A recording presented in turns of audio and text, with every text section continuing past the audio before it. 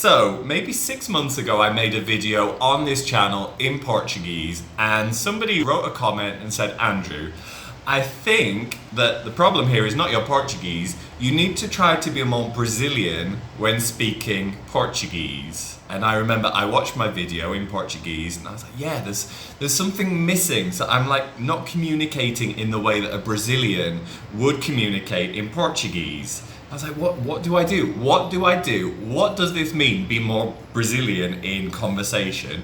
So guys, I started watching you. I started to observe, take notes. I started to try to imitate the way that you guys talk, the way that you guys tell stories. It's much more fun than telling a story in English. Let me give you an example.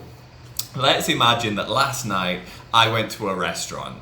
I might say to my English friends, like, I went to a restaurant last night and it was incredible. A Brazilian would say the same thing in a different way. So they would probably say this. Eu fui para restaurante, foi incrível. So you've noticed there that instead of saying incredible, incrível, the adjective is stretched. It's like incrível. And then if something is more than incredible, the adjective is stretched even more. Foi incrível. And then if something is like really, really incredible, foi incrível. So like you can really stretch the adjectives. But incredible, just like 3 syllables, incrível. What I've noticed that you guys like to do is this. I'm trying to be more Brazilian, and I've noticed that you guys, you like to use really long adjectives like marvelous. Like I love to use the word marvelous in Portuguese because instead of saying the restaurant was incredible, you can say o restaurante foi maravilhoso. So you got 5 syllables, maravilhoso, and it just sounds more incredible, more marvelous. And of course, with these 5 syllables, you can really stretch foi maravilhoso. And to make the restaurant sound even more marvelous, what you guys do is this. You've got 2 options. You can say nossa. Or if you're talking to a group of people, you would say gente.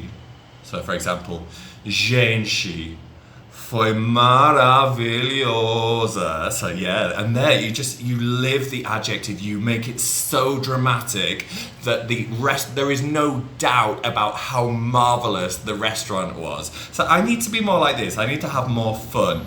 And I've noticed to make the restaurant even more than marvelous, what you guys do is you would say você não pode imaginar, which when you translate directly, you can't imagine.